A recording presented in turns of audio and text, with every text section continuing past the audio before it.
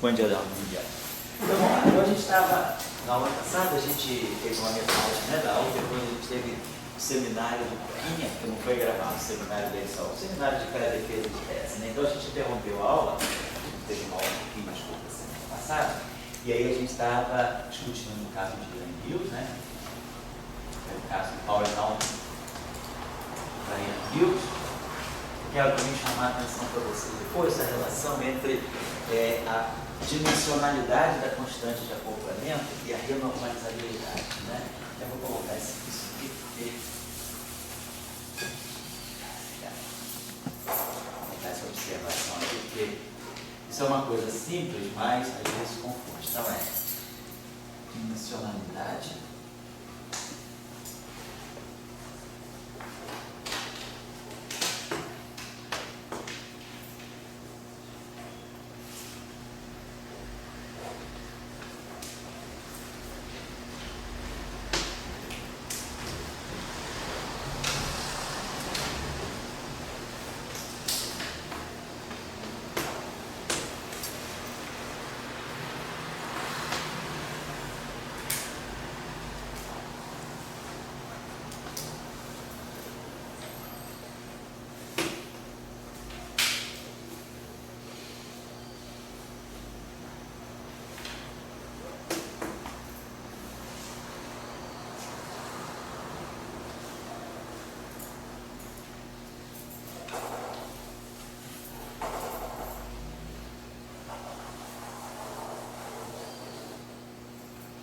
Então a gente estava fazendo o Ian Mills, né?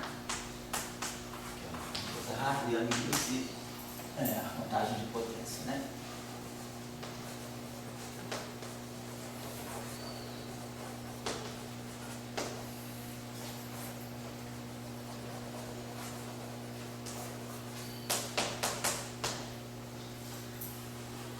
Então no caso de Ian Mills, nós tínhamos, né? Quer dizer, nós temos, né?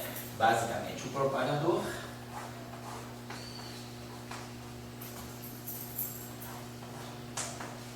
que é, no caso normal, né, 1 sobre K2, o comportamento dele é 1 sobre K2. Eu estou evitando colocar aqui os índices unipóticos, os índices de grupo, né, LKB, eu estou colocando assim, só que a gente é só o comportamento no ultravioleta para ter uma ideia. E o que caracteriza? Além do propagador, né, do Ian Mills, o que a gente tem são os vértices.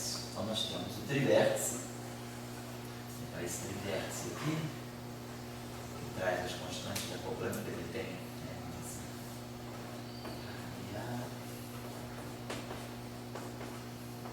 então só também a estrutura do trivértice. Claro que ele vai ter a constante de acoplamento e vai ter a constante de estrutura do grupo, a FABC. Basicamente esse acoplamento ele traz para nós uma derivada. Ele é um acoplamento do tipo VMI, assim.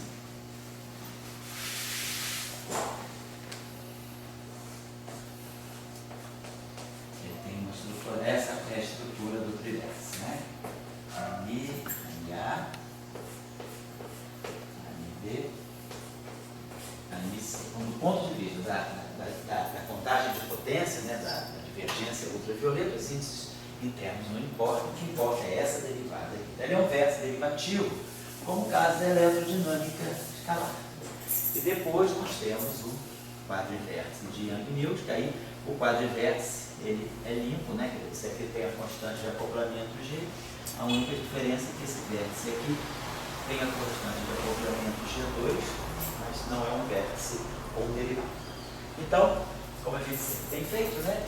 Que a gente vai olhar para a divergência do gráfico, são as linhas internas, para eventualmente os vértices com derivada e depois o delta dos vértices, que contribui em geral. Né? Então a gente tem a divergência desses gráficos aí. Esses vértices querem deixar uma certa internalidade, né?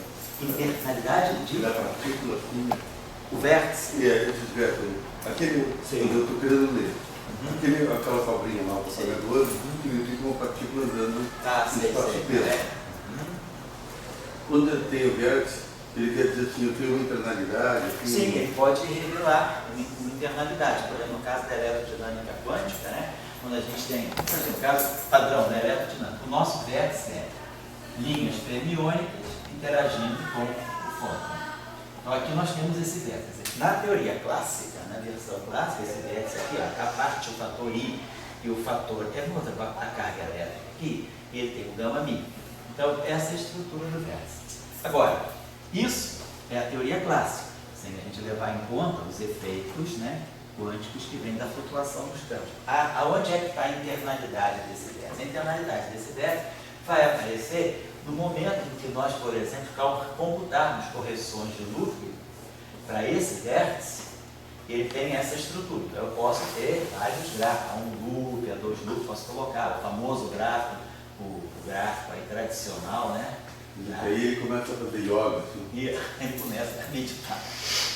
E aí ele começa a buscar a própria estrutura interna, faz a busca, né, do que pode estar em jogo aí. Então, esse vértice aí, se nós formos olhar depois, qual vai ser o papel dele? O papel dele vai ser revelar, quer dizer, esse vértice, quando ele se abrir na versão das conversões radiativas, né, dos efeitos do loop, ele vai revelar para nós o momento magnético do elétron, ou da partícula carregada, o momento magnético, vamos dizer assim, da partícula.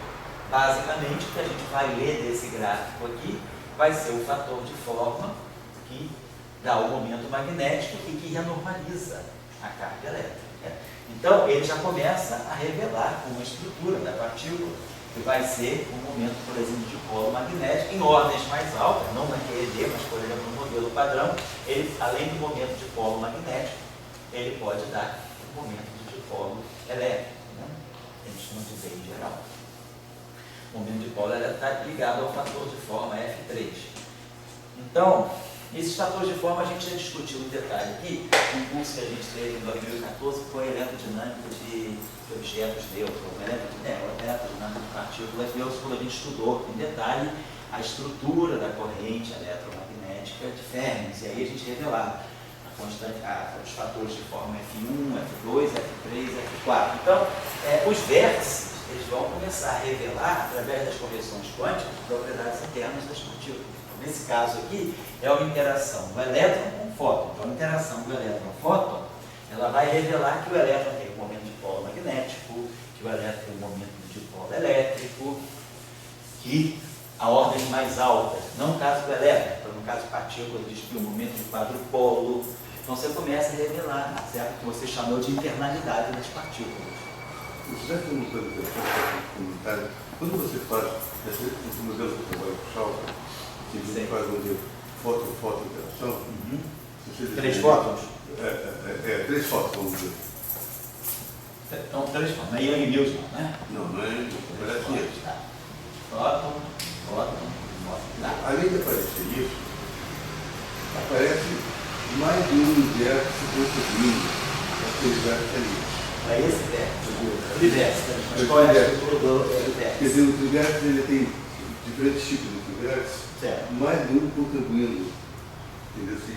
Então, daí que vem quer dizer, então, além desse universo, aparece, vamos dizer, 2 ou 3 vindo termos da Lagrangiana contribuindo ali.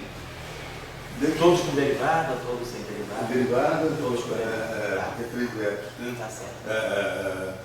E daí que vem justamente, vamos dizer, a pergunta: quem é o fóton? Entende assim? Porque será que o fóton tem uma internalidade ou não tem uma internalidade? Entende assim?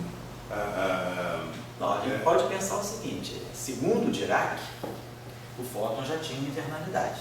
No trabalho do Dirac de 63, quando ele introduz a noção de singleton em conexão com o grupo conforme, então nesse trabalho do Dirac, né, o Jornal de Matemática Física, que ele mostra as representações do grupo diante de Sitter, ele mostra que, do ponto de vista, quer dizer, se você pensa que o espaço de Minkowski nada mais é do que uma fronteira quadridimensional do espaço diante de Sitter, que é 5-dimensional, então ele mostra que o grupo, uma das consequências é o aparecimento de um novo tipo de partícula que o grupo de Poincaré não dá.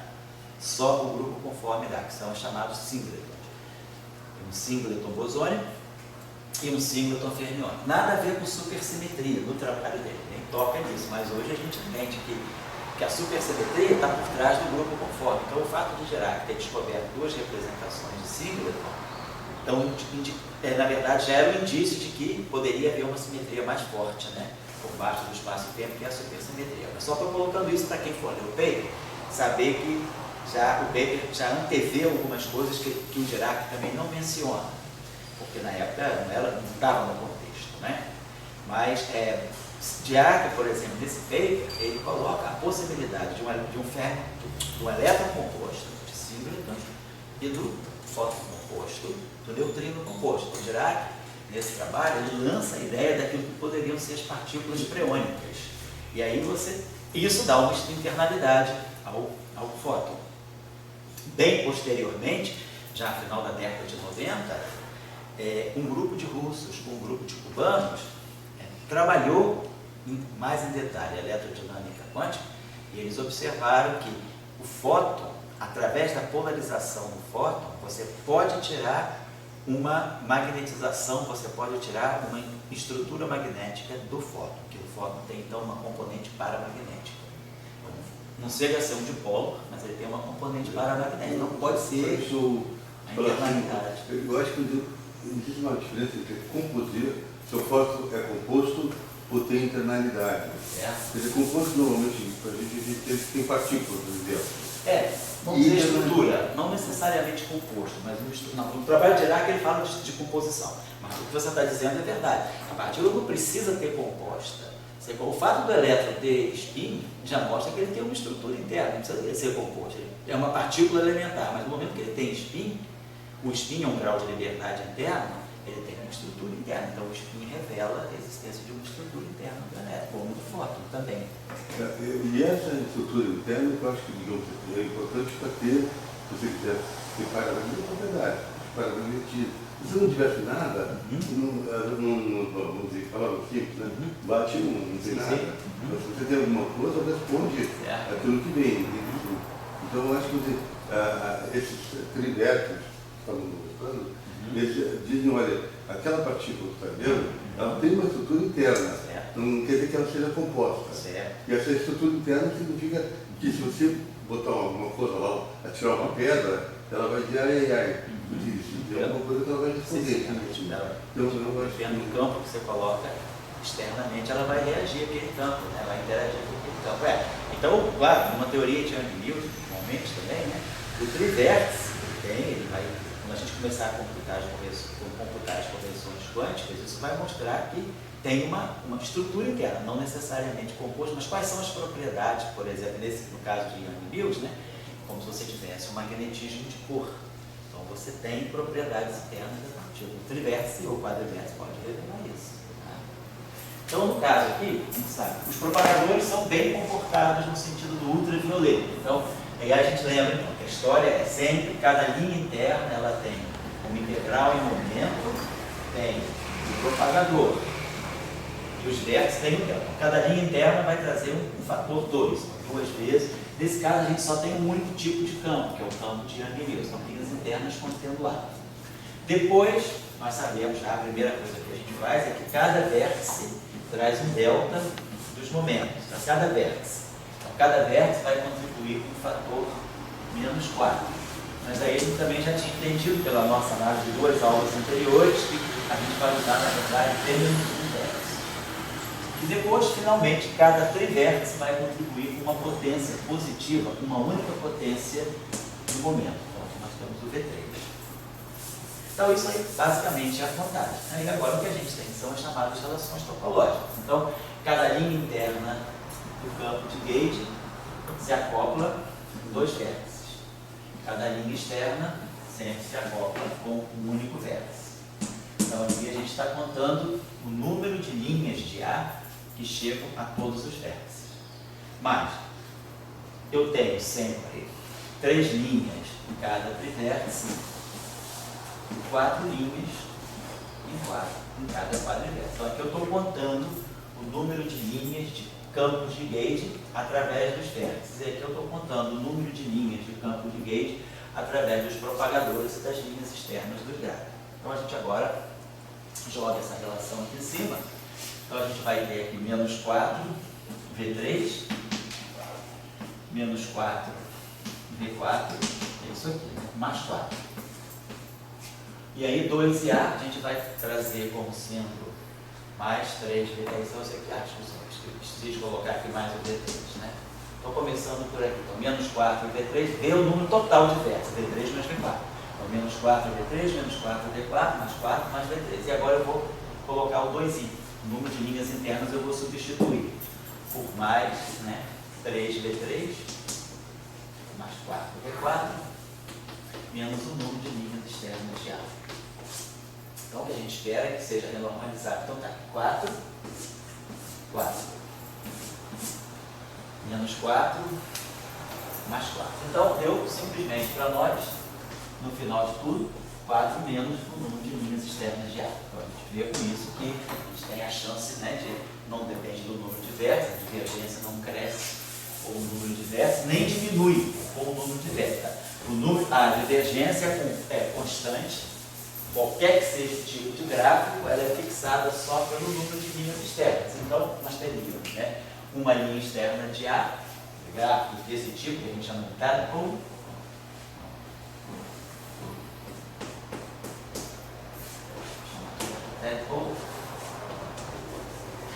depois nós teríamos os gráficos com duas linhas externas de A.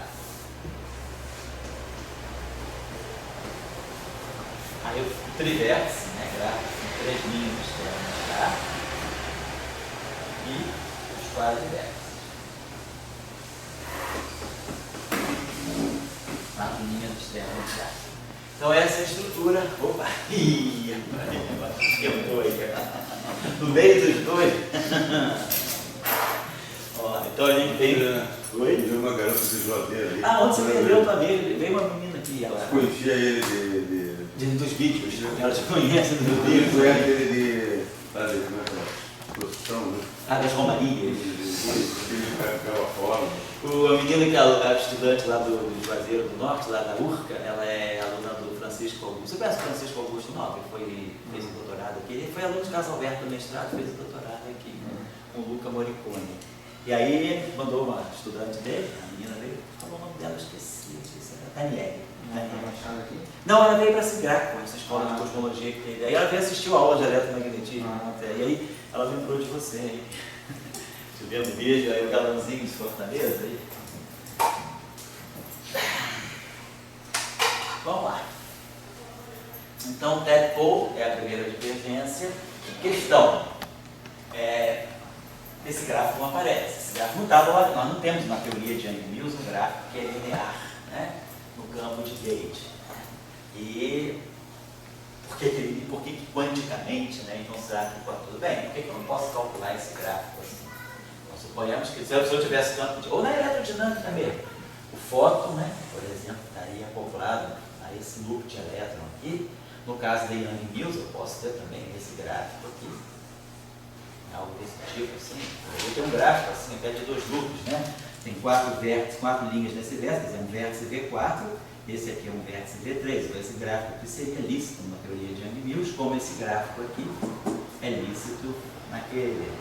Então, a gente teria alguma coisa só com uma linha externa, né? Então, Isso ficaria um gráfico desse. Oi? Isso ficaria um gráfico desse. Pois é, o nome desse gráfico é tadpole, né? Tadpole, em inglês significa o girino, né? Aquele filhotinho, né? O sapinho, né?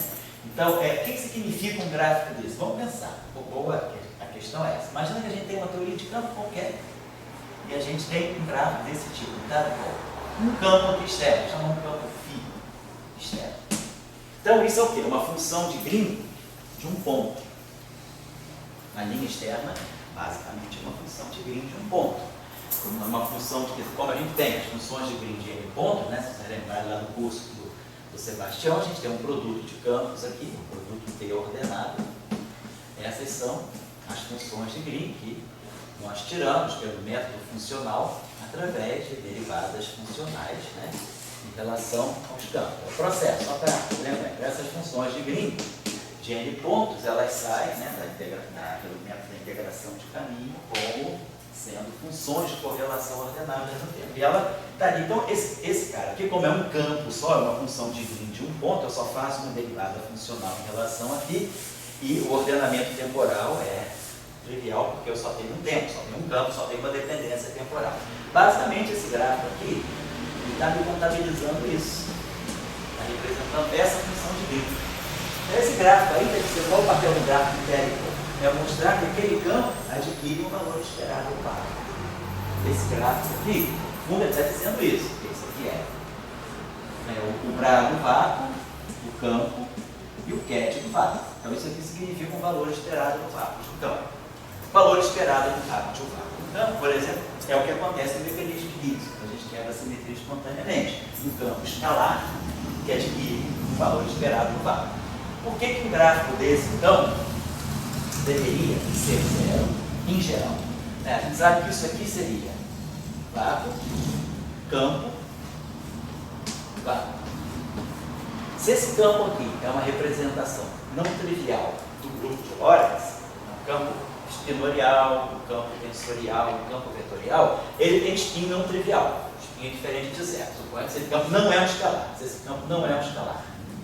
Então o spin é diferente de zero. E aí eu teria spin S, o vácuo tem spin zero, então isso aqui dá um spin. Então esse estado aqui é o vácuo. E esse estado aqui vai me dar um estado, uma partícula, com spin S. Mas aí a gente sabe pela representação, né, do grupo de Lorentz, do grupo de spin, que um estado com spin S, diferente de zero, é sempre ortogonal ao spin zero. São representações irredutíveis, né, ortogonais. Então esse gráfico aqui é zero sempre que o campo tiver um spin diferente de zero.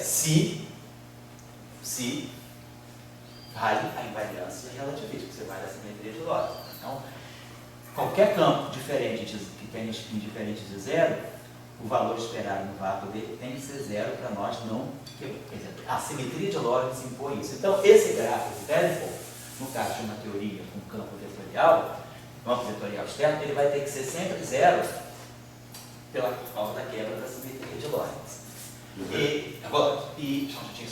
Agora, se esse campo, claro, for um escalar, se eu tiver um escalar, então não tem problema nenhum, porque spin zero, o escalar, spin zero, spin zero. Então tudo aqui spin zero dá zero, zero não é ortogonal a zero, então esse gráfico aqui pode ser diferente de zero para campos escalares. Só para propagar aqui, escalares. E isso é o que acontece. Se você tiver o parâmetro de massa invertido. Exatamente. Aí você pode, então, numa teoria. Então, quando você observa bem, quando você quando você tem o mecanismo de Higgs, basicamente o que você tem é o seguinte: no potencial você tem o M2 φ ao quadrado e na interação você tem o lambda φ². Aí o que você faz? Você faz se tem quebra espontânea da simetria, a trilevel, não estou falando desse gráfico, esse gráfico aqui já seria uma correção de lucro, mas a trilevel a gente faz a expansão do campo. Já que tem quebra espontânea da simetria, meu campo adquire um valor esperado no vácuo não trivial, então meu campo verdadeiro é uma flutuação em torno do vácuo.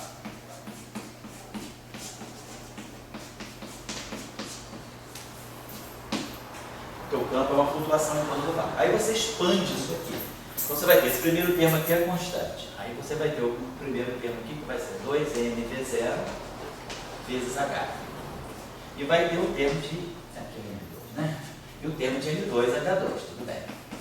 Não tem nenhum problema. Aí aqui a gente vai expandir também. Então nós vamos ter lambda V0 a quarta. Constante estou jogando fora. Isso aqui me daria um M2, uma constante no lagrangiano, não quer dizer nada. Aqui também o primeiro termo seria uma constante. Vamos começar a contar então, aqui como a gente fez a conta a partir do termo linear, do termo quadrático, e aqui a gente vai ter um termo linear, quadrático, cúbico e quártico. Então nós vamos ter aqui um 4 V0, a terceira H, mais 6 V0 ao quadrado, H2, mais 4 V0, a terceira V0, H3,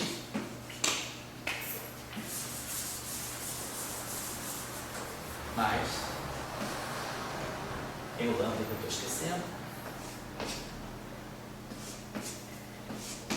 mais lambda H4.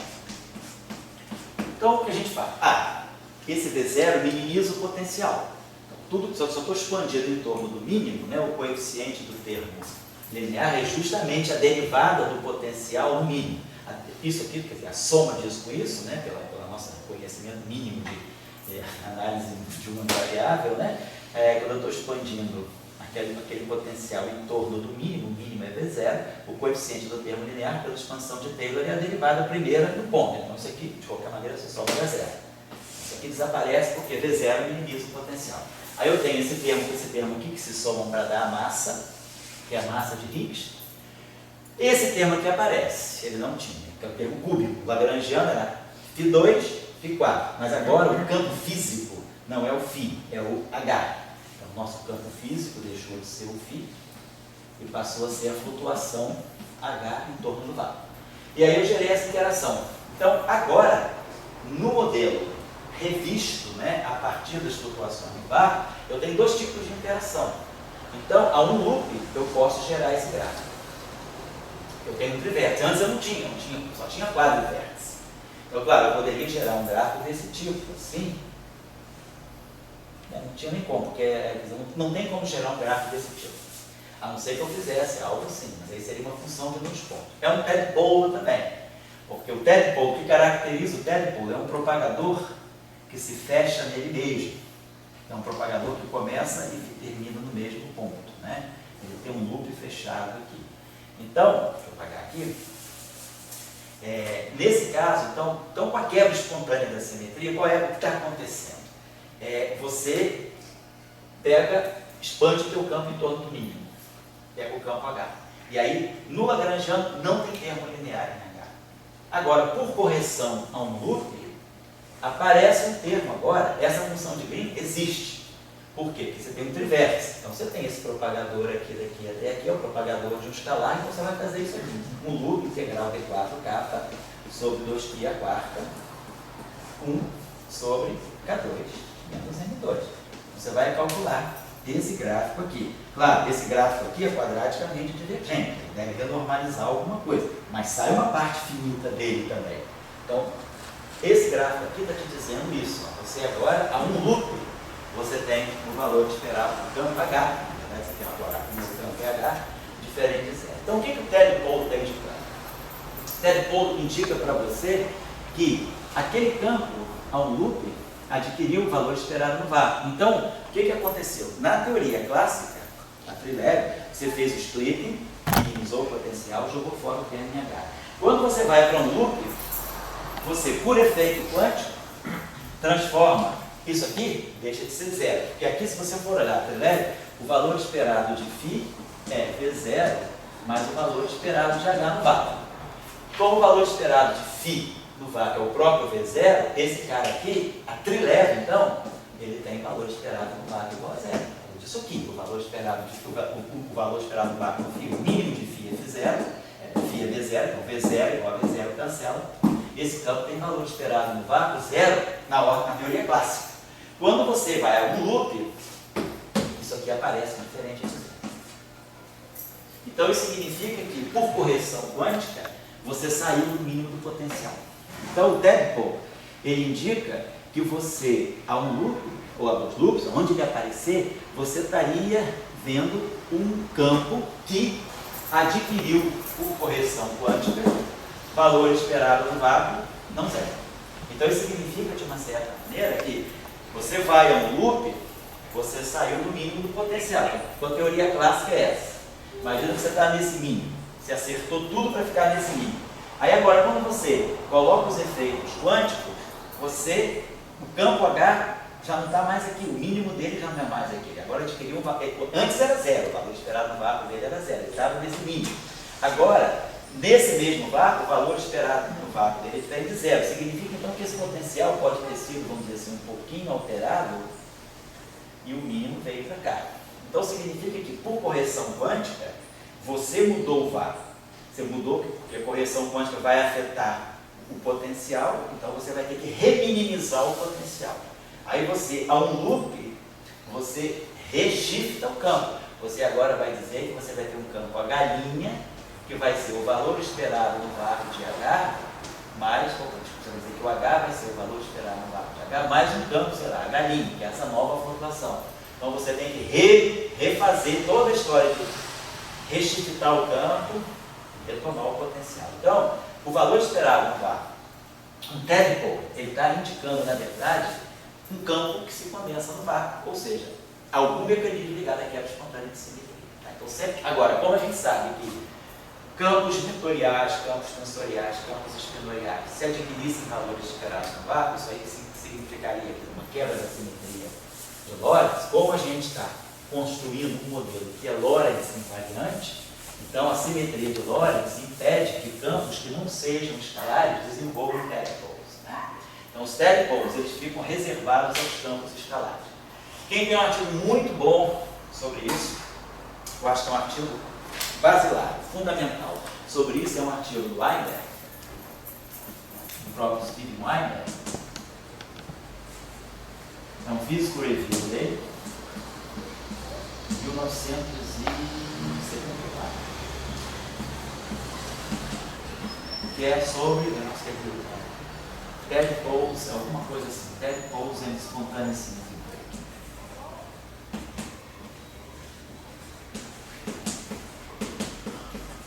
Então, tadpoles, eles estão ligados à quebra espontânea de simetria. Então, sempre você calcular um gráfico de uma perna externa só, e a ordens mais altas, né? Algum loop, esse gráfico aparecer com valor esperado no lado de zero, você vai ter quebra espontânea de simetria. Então, Luca, sempre que você tem quebra espontânea da simetria, isso vai acontecer. Você minimiza a trilética. Aí, quando você vai para um loop, devido ao acoplamento de 3, aparece um gráfico, né? Aparece um gráfico tipo tadpole. Aí, quando você vai para 2 loops, por exemplo, né? Poderia ter isso aqui, esse verso aqui é F3, esse gráfico aqui já aparece a 2 loops. 1, 2, 3, 1, 2, 3, é um típico gráfico. Então você vai poder gerar. Depois você pode ir para 3 loops e assim vai. Ou você pode também, você pode construir esse gráfico aqui a 2 loops, né? Você pode pegar um, 2, 3, 4, aquele que eu já fiz, né? Por exemplo, alguma coisa assim. Vai confundir aquele ali, né? E aí eu poderia confundir isso aqui. Esse gráfico aqui agora aparece. Ele tem 1, 2, 3, 4, 1, 2, 3. Então o trivértice entra aqui, o quadrivértice entra aqui, por exemplo. Então você vai sempre. Aí você reminimiza o potencial a um loop. Você faz o cálculo no loop, tirou aquele. Aí você reminimiza, reshifta o campo, aí você está a um loop. Então você vai dizer que o teu campo H agora vai ser aquele valor esperado no vácuo que você computou pelo tadpole e vai dizer, agora o meu campo é um campo H'. Essa aqui é a nova flutuação que vai flutuar em torno desse valor esperado no vácuo agora. Aí você refaz a teoria para H'. Aí de novo, você vai ter, aí você vai para 2 loops, você vai gerar esse gráfico que vai dar de novo um valor, aí você vai ter um tadpole para H'. Então isso significa que agora se eu for 2 loops, esse gráfico aqui não é zero. Então significa que eu agora, a 2 loops, tem que rever o mínimo do potencial, reshiftar, assim vai. Então é um processo paulatino. É isso que o Weinberg explica no trabalho dele. Se alguém quiser, eu acho que eu tenho esse PDF aqui, se alguém está... Eu não lembro do título, eu sei que o título tem tadpoles. Eu acho que é The Role of Tadpole Graphs in Spontaneous Symmetry Grading, mas eu não tenho certeza. Mas a palavra-chave certamente é tadpoles, tá? Então esse gráfico aqui está fora. Desculpa. Só te lembrar, quando estuda a regularização dimensional, a integral de dn sobre 1 sobre K2, como tem massa zero. Isso. Então mata. Isso, você vê. Pois é. Esse argumento é um argumento, eu acho, muito tecnicista, mas é um argumento. Se você, por exemplo, pega Young Mills, há um loop, como o Dória falou, há um loop, mesmo sem matéria, Young Mills puro. Esse gráfico pode acontecer, mas como o Dória falou, esse gráfico é D4K e o propagador do campo de gauge. O propagador do campo de gauge, ele é sem massa. Então ele é 1 sobre K2. Em regularização dimensional, a gente tem que a integral de dk de 1 sobre K2 é feita igual a zero. O método, a prescrição do método te dá e você justifica isso analiticamente e essa integral aqui é mais zero. Então, você diz, o tadpole é zero por causa da regularização dimensional. A regularização dimensional, ela impõe essa condição justamente por causa da simetria de Lorentz. O que é fundamental é que esse objeto, a simetria de Lorentz, impõe que o valor esperado no vácuo de qualquer campo vetorial é igual a zero. Isso aqui é a invariância de Lorentz. Aí, para que na regularização dimensional isso fique ok, esse gráfico, em princípio, não seria zero, ele seria diferente. tem um D4K sobre K2, se você integrar isso do zero até infinito, você tem divergência. Mas aí você, para compatibilizar o método da regularização dimensional com esse resultado, você impõe que esse gráfico seja zero. E aí você... Aí que vem a questão, né? Se o AMI for tiver massa, aí sim, diferente. Ele não vai ser zero. Isso. Aí se o AMI tiver massa, esse gráfico aqui não é zero. Mas você necessita, se você for, então se esse campo aqui for massivo, você teria algo desse tipo. Mas aí você tem um termo de massa, né? Você vai renormalizar. Só que, se você, de qualquer maneira, se você desenvolver esse objeto aqui, um campo vetorial que adquira valor esperado no arco diferente de zero, isso aqui assinalaria uma quebra da simetria de Lorentz. Então, significa-se, ou você coloca um termo desse já trilevel, mas isso aí você estaria quebrando Lorentz, ou quando você gera esse gráfico aqui, você automaticamente, através dos termos, você tem um termo quadrado, então você tem um termo AMI. Então, se você gerar esse valor, quando você for shiftar esse campo, automaticamente, no termo cinético, você vai eliminar esse gráfico, porque esse gráfico não pode ficar, porque aparentemente ele fica, mas a própria simetria, na hora que você shiftar o campo, ele desaparece. Então, você não tem quebra espontânea de simetria feita por um campo vetorial. Então, o paper do Weinberg é muito destrutivo nesse sentido. Por que o Weinberg fez isso em 74? Justamente porque a teoria de eletrofraca tinha sido provada, ser renormalizada em 72, né, por Tocqueville e Veltman lá. E aí ficou essa questão de qual era o papel, né, como é que as correções quânticas iam, quer dizer, no momento da teoria eletrofraca, que tem quebra espontânea de simetria feita pelo campo de Higgs, se tornou um modelo confiável por ser renormalizado e unitário, com a prova de 72, então vamos entender o que acontece com o potencial, que é minimizado. As correções quânticas vão mudando o potencial e o mínimo vai mudando. Claro, então você com isso corrige as massas, né? As massas vão adquirindo correções quânticas muito pequenas. E aí o papel era entender como esses telepolos são gerados e como esses telepolos devem ser trabalhados após a ordem perturbativa. Então esse é o trabalho do Weinberg. Bom, então numa teoria de Young-Mills, esse gráfico aqui está esquecido. Aí aqui, claro, a gente vai renormalizar. A gente tem uma coisa que tem, eu tenho uma contrapartida no lagrangiano clássico, que é um campo termo quadrado de Young-Mills. Eu tenho meu dmi, por exemplo, né, meu dmi-A. No fundo eu tenho alguma coisa assim. A gente tem A-A, meridiano, eta mini, dmi, A-A. Esse aqui é o meu termo cinético de Young-Mills. Então esse gráfico aqui tem a ver com isso. Eu tenho um trivértice, está lá, eu tenho o termo da dmi, né? AMI-A, AMI-B, AMI-C. Nós temos lá o nosso termo, FABC.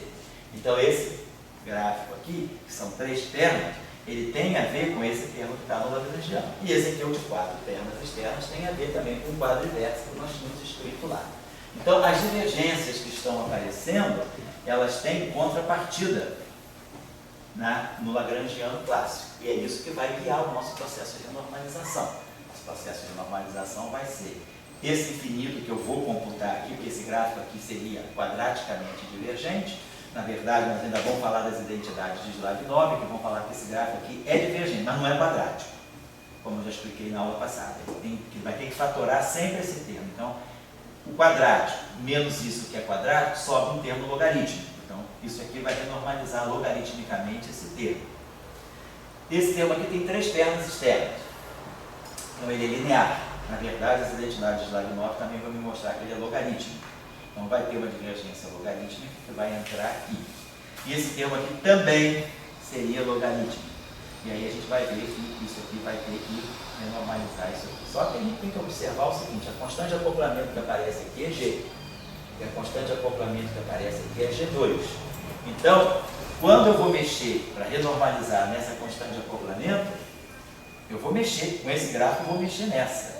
Mas a mexida que eu der nessa tem que ser compatível com essa, porque a constante de acoplamento do trivértice e a constante de acoplamento do quadrivértice, chamar isso aqui de um G', elas têm que ser tal que G' tem que ser sempre G ao quadrado. Então a mexida que eu der aqui vai ter que ser compatível com a mexida que eu der aqui de forma independente. Mas quem vai me garantir que essa relação é preservada mesmo com a influência desses gráficos? Vão ser as identidades de Lyapunov. As identidades de Lyapunov, elas vão garantir que quando esse gráfico mexe nesse gráfico, nesse termo, e esse gráfico mexe nesse termo, as mexidas vão ser compatíveis para manter essa relação balanceada. O acoplamento quártico, ele tem que estar ligado ao quadrado do acoplamento cúbico. Vamos colocar essa constante de acoplamento quártica, ela tem que ser a cúbica ao quadrado. E esses gráficos vão respeitar implicitamente essa relação por causa da simetria de Gauge, que vai relacionar, através das identidades de Lyapunov, o infinito que sai daqui não é independente do infinito que sai daqui. Então, isso aí, estou só colocando que isso, o sentido de uma teoria renormalizada é essa. Todos os gráficos que aparecem divergentes no Power Counting, eles têm que ter uma contrapartida no Lagrangiano original. Era o que não acontecia na QED escalar. Na QED escalar, esse exemplo foi justamente o trabalho que o Salam fez lá na tese de doutorado dele, foi que, ao pegar a QED escalar, o que a gente tem no Lagrangiano clássico, né, que é aquele termo, Debye aí, chama-se. Vamos decorar esse termo para a gente aí. Qual? Qual? Domingo? Jogou da lata que hora? Não, estou falando do escalar. Lá como é que ele gosta das formas, está indo para o W do menino. Não, como é que esse campo escalar? Como é que fica? Lagrangiano campo escalar? Isso, como é que fica esse termo público? Vamos lá. Demi de Φ, tá? Isso. Φ menos. Tá. Isso. A mim. Beleza, isso que vale a pena ter um aluno da turma Inita, né? Inita, o cara sabe todas as Quem falou isso? Cai no vestibular, Oi? Quem falou isso? Ué, você não fez vestibular assim? Você não fez um curso de preço forte lá de Fortaleza para lá? Não estou vendo, não. Oi, mas eu não me ter contado isso para você, não. Oi? Eu não lembro de ter contado. Mamãe, cara. Quem é minha amiga? Mamãe é mais minha amiga do que você. Mamãe Elizabeth. Então vamos lá. Tá lá, então beleza. Isso aqui é o trivértice. Então o trivértice é aqui com derivada. Então o nosso trivértice tem dois campos escalares e um campo vetorial. Então esse trivértice, aí nós vimos, quando a gente fez o Power Count, a gente viu que dava 4 menos o número de linhas externas de Φ, menos o número de linhas externas de A, menos o número de linhas externas de Φ. Isso aqui era aquele escalar. Então, 1 e 2, 3. 4 menos 3, 1. Então, esse gráfico aqui diverge. Quando eu fizer esse gráfico, correção quântica, ele vai divergir. As correções radiativas naquele vértice, a um loop, vão gerar uma divergência. Essa divergência, ela tem uma contrapartida clássica. Depois nós temos o quadrivértice, né? Teoria de escalar. Temos dois escalares, 2 e 2, 4. 4 menos 4, 0. Esse gráfico, então, aqui, esse gráfico aqui, daria logaritmicamente divergente. Então, essa divergência vai ter que ter essa contrapartida. Claro que também, de novo, como a gente lembra daquele escalar, a constante de acoplamento que aparece aqui a constante de acoplamento que aparece aqui é exatamente 2. Então, quando esse gráfico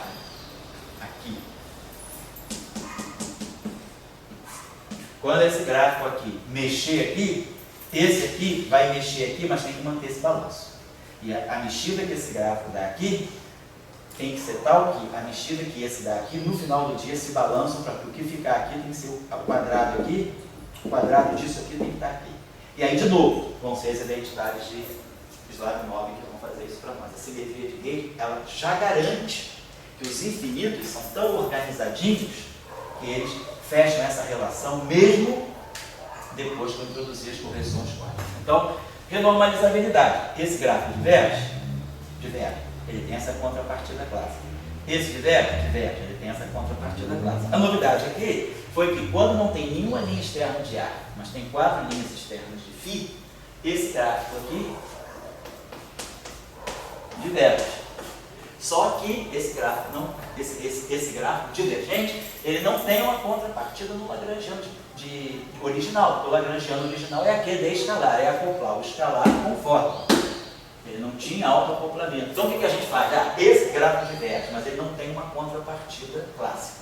Então eu jogo a mão, eu digo, não, tem que modificar a minha teoria clássica acrescentando esse termo aqui, e aí esse gráfico aqui, o infinito que ele vai gerar, eu vou trazer ele para cá, para renormalizar, por exemplo, esse vértice. Então esse infinito renormaliza esse vértice, esse infinito renormaliza esse vértice, esse infinito renormaliza esse vértice. Esse gráfico aqui por si só é invariante de gauge. Esse aqui não, ele tem uma linha. Quando eu mexer, quando eu fizer uma transformação de gauge aqui e aqui, elas se compensam, porque são fases, aqui é φ star, aqui é φ. Mas esse cara fica, só para o dBA. Aqui é a mesma coisa, φ star, φ se cancela, mas aqui eu tenho um dB alfa daqui, um dB alfa daqui, um dB beta daqui. Então, esses gráficos que não são invariantes de gauge, eles sentem essa identidade de Lyapunov. Esse gráfico aqui está fora, porque ele não tem nenhuma, a constante de acoplamento que está aqui, não tem nada a ver com a constante de acoplamento de gauge. Então, esse gráfico aqui não tem identidade de Lyapunov para ele, porque ele toma conta direta desse cara. Isso é independente, esses dois caras vão independentes, ao passo que esses dois caras aqui, eles têm que ir ligados por essa relação. Então, isso que acontece numa teoria renormalizada, certo? Só para você, antes da gente fazer os cálculos, saber o que está em jogo. Por isso que o power counting é importante, porque ele já vai me indicar se eu estou com o lagrangiano certo. Mas aí você tem uma pergunta que você gosta de fazer. Você está admitindo que o chão clássico Isso. tem que ter tudo. Isso tem que ter. Então você tinha lá. Olha que história aí. Agora daí, vamos dizer, o pessoal do CERN, Que aí o Higgs concorda, o Higgs concorda, Scheller, John Ellis, todo o pessoal veneziano, eles vão pensando. Eu não entendo, talvez vocês lá do Ceará consigam entender isso, mas eu não consigo. Um dia vai entender. Eu acho, digo para vocês, cada um aqui pode ter sua opinião, assim como está tendo um golpe no Brasil, houve um golpe na física. É um golpe. O golpe é justamente fazer coisas, fazer física, sem chão clássico. Aqui, Abdul Salam, em 1951, 52, botou esse termo aí. Então, ele deu um chão clássico. Ele queria fazer um chão clássico. Você quando vai na privada, chão clássico. Tem que ter um chão clássico para te apoiar, entende? Ontem, aqui surgiu, na aula de eletromagnetismo, surgiu o conceito de que eletromagnetismo é bunda no carnaval. Né? Então, ontem já foi a máxima. Deixa eu explicar então, já que essa coisa de campo eletromagnético, tem um bem externo, sei lá, aquela coisa. Segundo Jackson, esse bem externo tem que ter uma carga. Segundo o que a gente aprende no Maxwell também, a onda eletromagnética tinha uma carga lá na estrela, lá longe, ele girou aquela onda. E ninguém chega, não, o campo eletromagnético é uma coisa vaga, ou misteriosa. Sim. Ou em outras palavras, é que nem bunda de carnaval, né? Todo mundo toca. Então você pode dar uma origem ao campo eletromagnético, da carga, dele próprio, enfim, tem uma série de origem ao campo eletromagnético. Isso é importante, porque a gente fica um pouco viciado. Acha que o campo eletromagnético tem uma carga. Sim. E daí já começa uma história. É que nessa história, você aqui lutou para botar um chão clássico. Daí o teu chefão lá do CERN, não, olha, acaba com isso aí. E daí a gente é peixe pequeno, não sabe se segue você, o chefão. Não tem que seguir nem o chefão, nem nós. A gente tem que seguir a teoria. Tem que seguir a mecânica quântica. A mecânica quântica me diz que aparecem. Eu descobri na aula passada, não vou repetir também, porque também você vai continuar pensando a mesma coisa e eu não tenho mais o que dizer a não ser isso. Mas que, basicamente, né, você agora, quando você deixa os campos flutuarem, novos processos aparecem. Então, é o efeito. A teoria clássica ela organiza tudo para você, isso é verdade. A teoria clássica ela te dá um chão, porque ela te diz, como o Salam fez, Salam reorganizou o chão clássico. Ele falou, quando os meus campos começarem a flutuar, eles vão gerar algo que a teoria clássica não tem. Então deixa eu botar na teoria clássica. Ele colocou, mas ele colocou aquilo lá, que aquilo lá era alguma coisa normalizada. Vou lá e coloco aquilo ali. Se ele agora, e a simetria de gauge permite, claro, né? Agora, quando deixa os campos flutuarem, podem aparecer processos que não estão presentes ali, na teoria clássica. Mas aqueles processos que vão aparecer, por exemplo, o decaimento do Higgs em 2 fótons, né, não é um processo que vai pedir uma nova renormalização. O decaimento do Higgs em 2 fótons, quer dizer, as renormalizações que você faz pelo chão clássico já tomam conta daquele processo ali. Então isso é importante. E, claro, se você tiver um processo que não está no chão clássico, que não está na teoria clássica, e que ele aparece por correção quântica e ele é divergente, você teria que colocar ele na teoria original. Mas esse processo você não precisa colocar, porque automaticamente aquilo que já tem da física do Higgs, separadamente do fóton, a física do Higgs e a física do fóton, os infinitos que aparecem aí já são trazidos para esse processo e automaticamente eliminam os infinitos desse processo. Não é tão simples assim como a gente diz, mas as coisas são consistentes, porque senão, claro, isso aí daria um problema. Se você estaria calculando um processo, no fundo você teria uma teoria não renormalizada, seria ruim.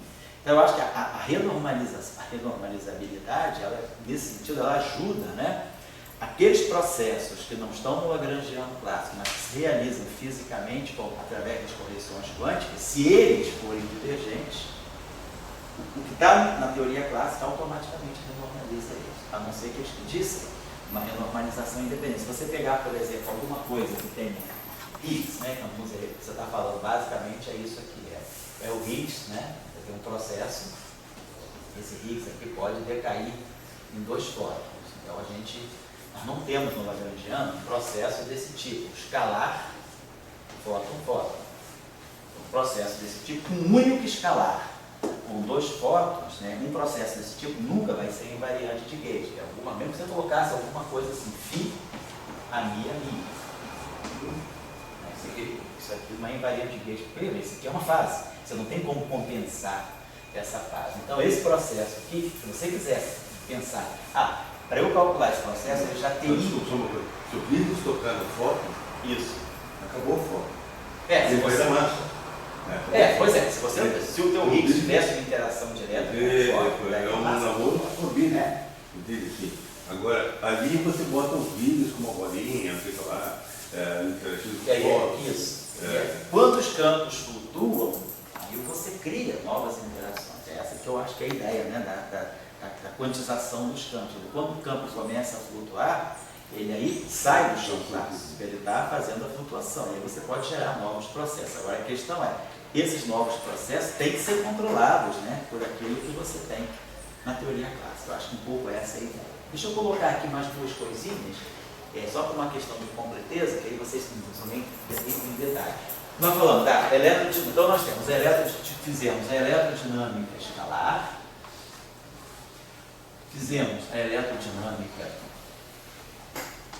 fermiônica, que é a eletrodinâmica de Dirac, né, com o campo fermiônico, né, que é mais simples, vértice limpinho, não tem derivada, só tem um tipo de vértice. Bom, fizemos o Yang-Mills, né, que já tem a alta interação. Vamos fazer agora uma eletrodinâmica vetorial, que é que o Léo conhece muito bem, vai até depois fazer um seminário sobre isso aí para a gente, e o Alexandre também está estudando, né? Então, a eletrodinâmica vetorial é uma eletrodinâmica simples, em que nós partimos, né, desse termo, eletrodinâmica, a eletrodinâmica, eu vou colocar aqui a eletrodinâmica então, vetorial e a eletrodinâmica dos spin-2. Se a gente tiver partícula carregada de spin-2. Então, caso escalar a gente já viu. No caso escalar a gente precisa introduzir a interação φ4. Então a gente precisa, nesse caso aqui, a grande novidade foi que temos que introduzir, então tem-se, né, que introduzir por efeito quântico, né, tem-se que introduzir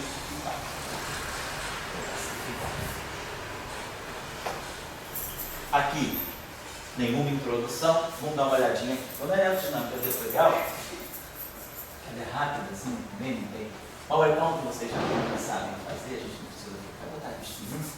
A eletrodinâmica do spin 1. Então a gente parte do lagrangiano, vamos dizer, do lagrangiano livre. Eu não estou lembrado, Léo, Alexandre. A gente gosta de normalizar assim, menos o meio, não é isso? Se a gente botar menos o meio, menos um quarto. Menos o meio, W mini estar W mini, e aqui mais N2 W mini estar W mini. Então, isso aqui é um Lagrangiano clássico de uma partícula vetorial carregada. Lagrangiano simples, né? Tudo clássico. Então, W mini, obviamente, é o field strength.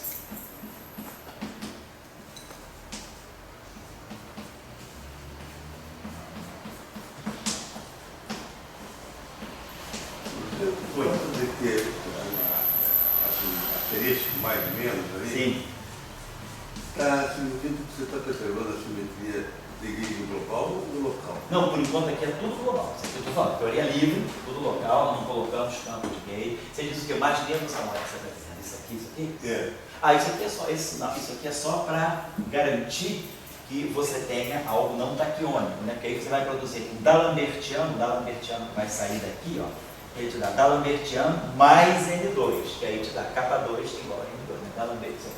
O que é importante é você produzir isso, D'Alembertiano mais N2, porque isso aqui é menos K2 mais N2. Então, on shell, você tem K2 igual a N2. Tá? Muito bem, então esse aqui é o Lagrangiano livre. Essa equação tem essa condição subsidiária, né?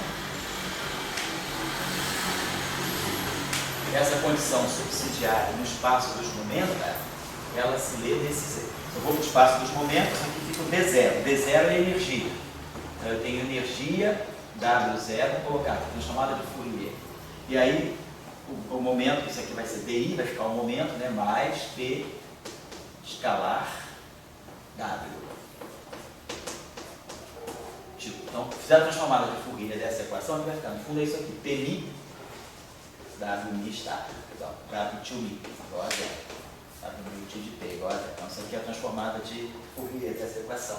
Então, essa equação está me mostrando que no espaço de Fourier, né, fica claro que a componente zero é menos P sobre F escalar W. Então, fica claro que esse campo aqui não é independente. A física está toda aqui, sabendo P. Na verdade, W0, a componente zero do campo, nada mais é do que uma medida da parte longitudinal do campo da parte vetorial. Então, na verdade, esse campo aqui tem os 3 graus de liberdade, estão aqui, isso aqui não é independente. Então, tem os 3 graus de liberdade aqui associados a um vetor. O vetor tem spin 1. Então, realmente, essa equação descreve um spin 1, 3 graus de liberdade, massivo. Né? Perfeito. Então, só para ter uma ideia do que a gente tem, realmente eu estou descrevendo um spin 1 massivo. Deixa eu apagar isso aqui. Aí agora a gente vai fazer a prescrição do acoplamento mínimo. Então agora sim, a simetria 1 vai sair de global para local. Então aí a gente vai com a nossa prescrição do acoplamento mínimo. Toda derivada, né, vai virar uma derivada covariante.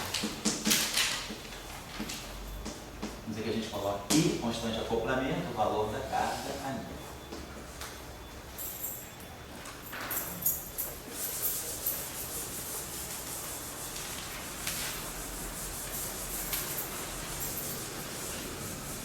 E aí, o nosso WI, ele vai passar a ser WI, que vai ser DI, então o nosso Lagrangiano, aí a gente sabe, passou para o caso local, está dando propagação de meio, agora vai aparecer o setor do fóton e agora vai aparecer o setor da matéria acoplado ao fóton. Menos um meio. Agora W mini está W mini, mas agora lembrando, nós estamos falando desse W mini, os derivados covariantes, então aqui os acoplamentos de gauge estão todos aqui dentro. Mantém o termo de massa, mais N2, W mini está W aqui.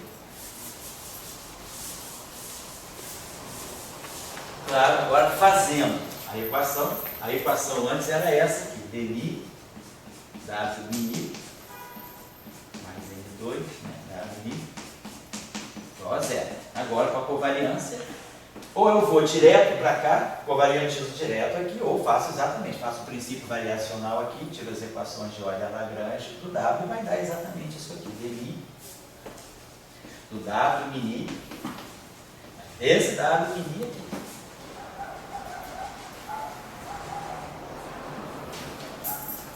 Dmi W mini mais M2 W mini igual a zero. Sai automaticamente. Eu posso já, tá vendo que tudo vai dar certo, eu já covariantizo daqui para cá, não é? Se quiser, eu não acredito nisso, eu boto aqui os dados minis covariantes, faço o princípio variacional usando, claro, não usando a derivada, usando a derivada covariante, sabendo que isso aqui é invariante de Gauge, a derivada covariante disso é igual a derivada ordinária, e aí faz a variação, faz o princípio, olha a Lagrange e essa equação, esse lagrangiano aqui me dá exatamente isso. Agora a condição de subsidiária muda um pouquinho. Se eu aplicar o operador dmi desse lado, né, se eu aplicar a derivada covariante, então eu vou ter dmi W mini mais M2 dmi W mini igual a zero. Só que agora as derivadas covariantes não comutam. Isso aqui é antissimétrico. Então eu posso escrever isso aqui como sendo meio de comutador.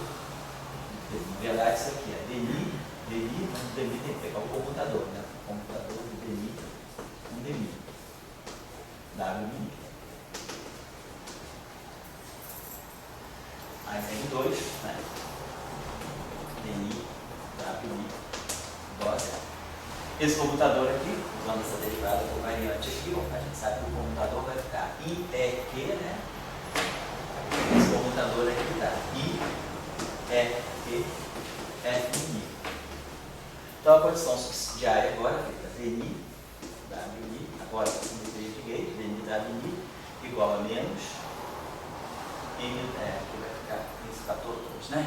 Então isso aqui me dá IEQ, então você tem esse M2 aqui, então você vai me dar menos 2 M2 sobre IEQ F mini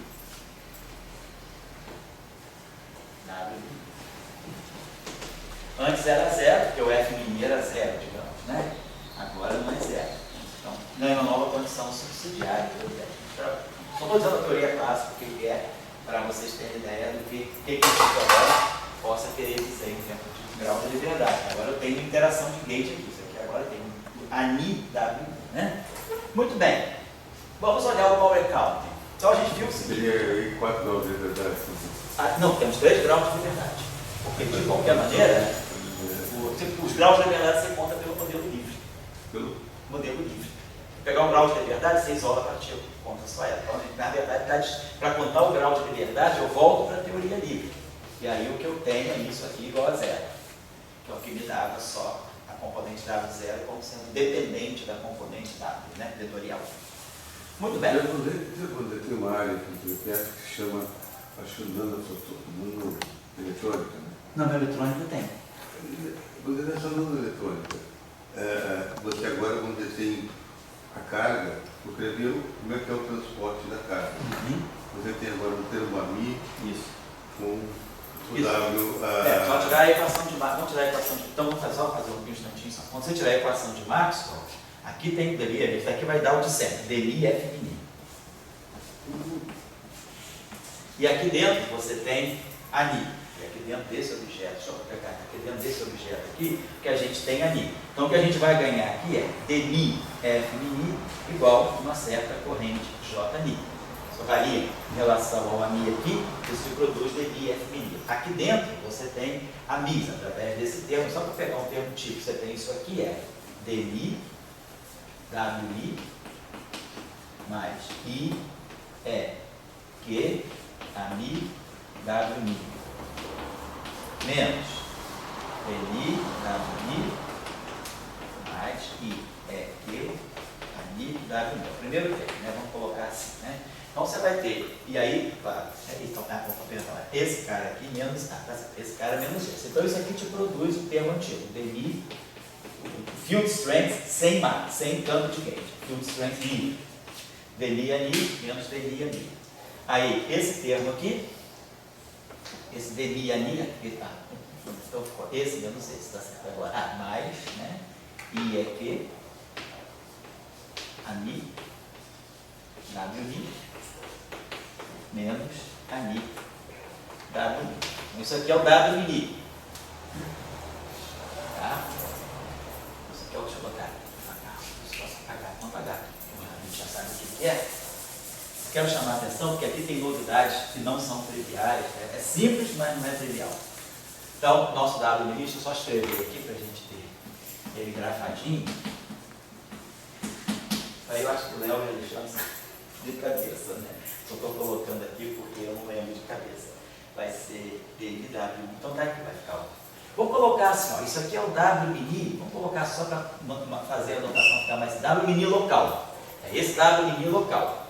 Tem os campos de gauge aqui. Então ele vai ficar o WMini global, que é o WMini antigo. Então podemos colocar aqui o WMini, vamos colocar aqui o WMini livre, vamos botar aqui livre, que é esse aqui, DMI e WMini, menos DMI e WMini, que é o que a gente usa para começar o modelo. E depois agora o WMini vai ter esses termos aqui, mais I é que, então aqui vamos ter ANI, WMini, menos ANI, WMini. Então esse termo aqui, deixa eu apagar isso aqui, né? Então os ANIs estão presentes aqui. Agora vamos pegar o WMini star. WMini star, então tá aqui. O WMini livre, botar L, né? Livre, star, botar livre. Star, menos ANI, WMini, menos ANI. Então, quando a gente fizer a variação do Lagrangiano, o nosso Lagrangiano, se vocês se lembram, era esse aqui, menos 1 quarto do FMI ao quadrado, menos o meio de WMini estar, WMini, mais o meio, mais M2, WMini estar, WMini. Então nós vamos fazer agora variação em relação a Mi. Quando a gente fizer a variação, eu vou ter que apagar isso aqui, nós estamos aqui no vetorial, né?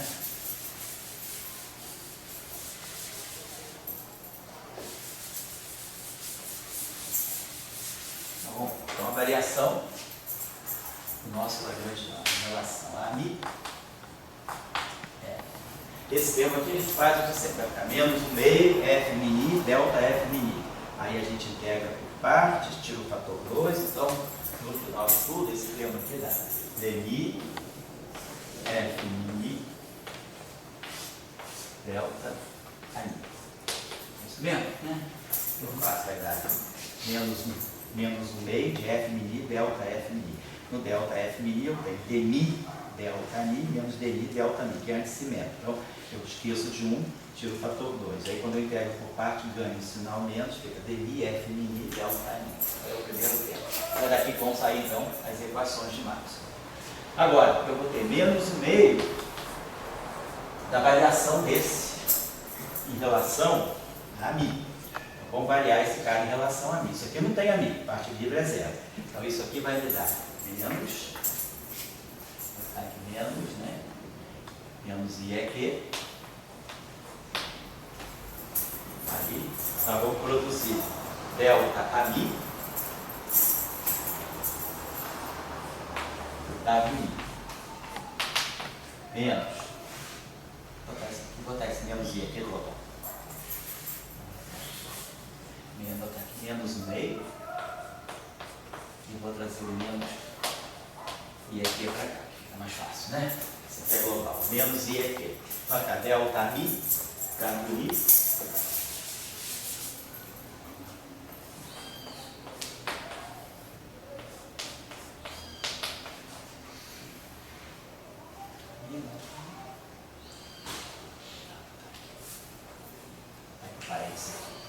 menos delta ANI W vezes WMini.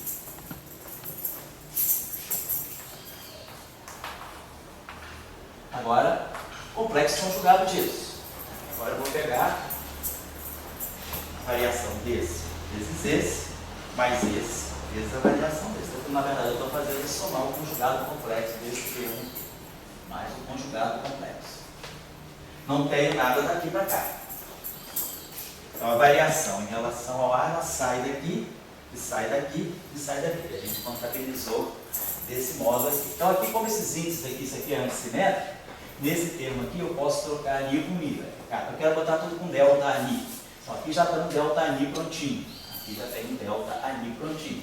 Então, vamos produzir um delta ani aqui. Isso aqui é delta ami, w aqui, desculpa, aqui é estar, né? Estou errando aqui, ó. Aqui é estar. Estou pegando isso aqui, então acho que aqui está errado. Ó. Aqui é. Não é complexo. Eu criei o complexo conjugado disso, mas esqueci de conjugar os dados. Tá? Fica menos i é que, a mi é real, w está, menos a mi é real. Então, variei esse carinha aqui, então ficou menos i é que, delta mi, w está, menos delta mi, w está, vezes w, e o outro termo é complexo conjugado disso. E aí esse termo aqui é isso aqui. W. Como isso aqui, eu posso trocar os índices, né? Chamo isso aqui de mi, que é o que eu quero, e chamo isso aqui de mi. Isso aqui de mi, isso aqui de mi. Então, eu consigo colocar aqui. Então, e agora, delta mi é delta mi, no sinal menos. Então, eu posso fazer uma renomeação de índices aqui e dizer que esses dois termos acabam sendo iguais. Então, esse termo aqui também ganha um sinal menos, como esse aqui. Então, eu posso, vamos esquecer esse termo aqui e botar o fator 2 aqui. Só por essa renomeação de variáveis, né? E aqui, claro, vai aparecer o conjugado complexo desse termo aqui. Então, a gente produziu aqui esse delta aí, então esse conjugado complexo vai ficar aqui. Menos, aqui tem menos, menos, menos. Esse 2 aqui vai cancelar esse 2 aqui. Então, menos, menos, menos dá menos. Então, esse termo aqui no final de tudo ficou menos i é que delta i, que é o que eu estou fatorando, w estar, w min. Esse termo aqui. E agora vamos somar o conjugado complexo dele. Que vai ser mais i é que delta ani, w mi, w min estar. Então agora eu tenho delta ani, delta ani, delta ani. Então a gente pode fatorar isso tudo para você. dmi f mini. E aí a gente joga tudo que é corrente para o lado de lá. Então esse termo aqui vem para cá, esse termo aqui vem com sinal mais, então a gente vai ficar com i é que, eu vou colocar, vai ficar i é que. E aí vamos ter w mini, w estar, perdão. E aqui vai ficar, você vai vem para cá com sinal menos, menos, w mini estar, o conjugado complexo, né? Esse cara aqui é a parte 2 vezes i, a parte imaginária disso. Então o 2i, esse i aqui cancela, então de fato esse lado aqui é real. Isso aqui é puro imaginário e essa diferença também é pura imaginária. Então a gente ganhou a corrente, só que essa corrente aqui, está envolvendo esse W mini que ficou aqui, é o W mini global, o W mini sempre, que não é o nível, o nível já saiu. É o W mini mesmo, tudo que está aqui é derivado com variante. Então eu tenho A aqui, e tenho A aqui também. Então a nossa corrente, deixa eu apagar isso aqui, então a corrente de Gauge agora, vamos dizer assim, a corrente que está na equação de Marx, é essa corrente aí que é conservada. Então, o que a gente tem, eu defini essa corrente, vamos dizer assim, a nossa corrente agora é essa corrente aqui. I é que, W mini, na verdade a corrente é J min, né? Então corrente J min, W mini, W está. Entendeu?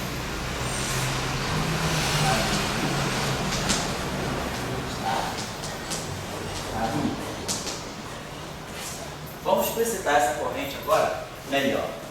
Quem é W mini? É isso aqui, ó. É o W mini livre com esse termo aqui. Então vamos escrever isso aqui assim, I, é. Então esse cara aqui vai ser W mini livre, é como se fosse a teoria global. Esse cara aí, W mini livre, é o DMI ali dentro do DMI ali, normal. Então, o meu W mini é isso aqui, o meu W mini livre mais IEQ a mi menos a mi mais mi. Isso aqui. Vezes W mi está.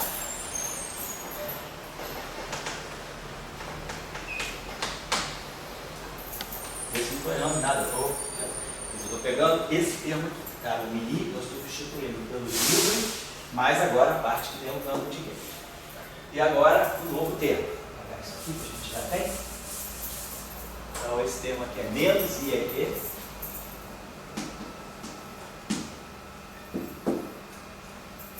Menos IEQ. W mini estar. Então W mini estar é o W mini livre. Estar. Menos IEQ. Ali, W estar, menos ali, W estar, vezes W em cima, né?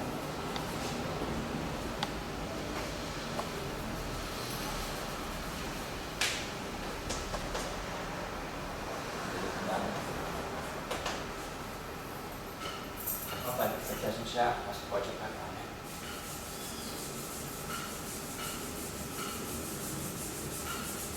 A religião também já apaguei aqui, mas a religião agora é totalmente global. Muito bem. Então a nossa corrente, a gente pode escrever assim. Então, a nossa corrente eletromagnética, ela vai ser esse pedaço aqui, ó, I, E, W, mini, livre, W e estar. Estar, né? Menos IEQ, menos W, mini, estar, livre, W. Então isso aqui é um modelo sem campo de gain. Isso aqui é o, vamos dizer assim, isso aqui vem do modelo global. Isso aqui é o caso global.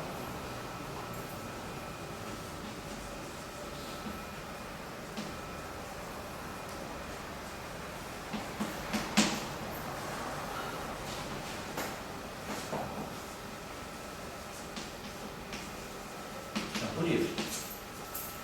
Agora nós temos esse termo aqui. Esse termo aqui vai ficar menos E2Q2. E2Q2, né? Então a gente vai ter, como que vai ter esse menos E2Q2, que é isso aqui. Então, AMI, WMI, vou botar assim, AMI, WMI. Esqueci aqui, tá no lugar certo? Tá. Esse aqui está no lugar errado. Então,